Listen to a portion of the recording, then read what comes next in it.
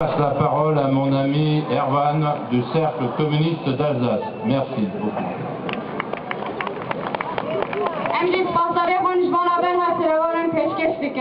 Naci, Grupa Komunistan Halkası, Loa Klişan.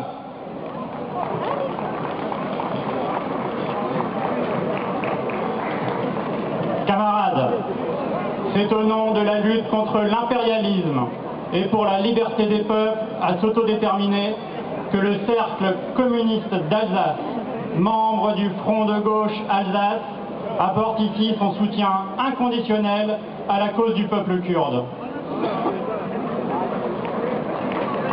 Anti-emperyalizm karşıtı ve halkların kendi kaderini belirleme hakkı çerçevesinde sol cephe üyesi olarak Alsace Komünistler Topluluğu olarak şartsız bir şekilde Kürt halkının haklı mücadelesini desteklemekteyiz.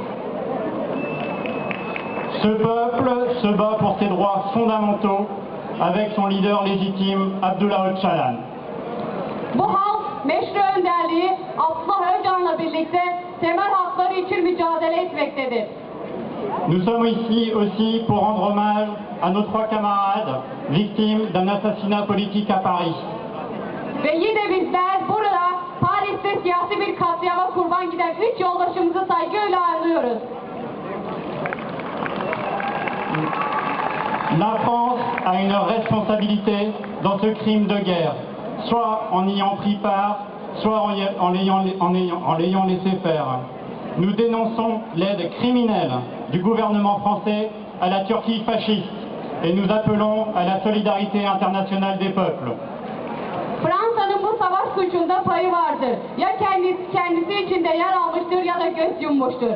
Fransa hükümetinin faşist Türk devletine sunduğu haksız desteği kılıyor ve dünya halklarını Kürt halkıyla danışmaya çağırıyoruz.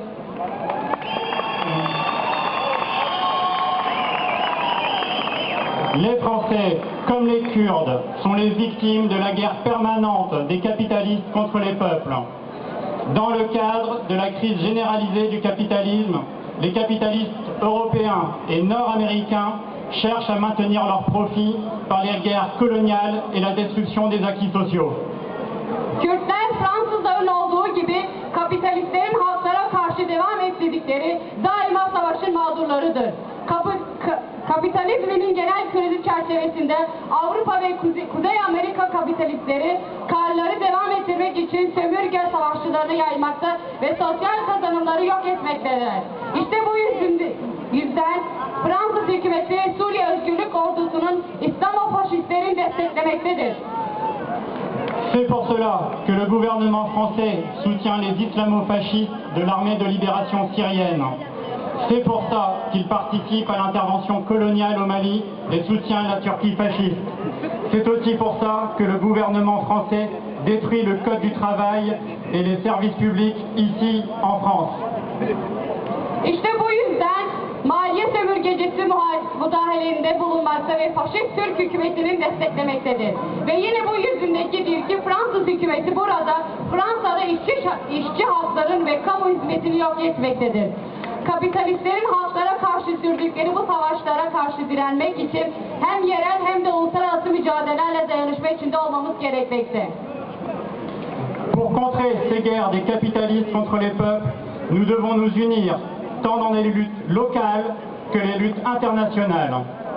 Pour l'indépendance du Mali, pour les droits démocratiques du peuple kurde et pour les conditions de vie et de travail de ceux qui vivent en France.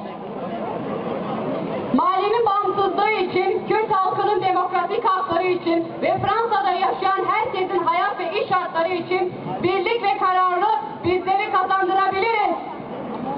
Unis et déterminés, nous allons gagner. Liberté pour Öcalan!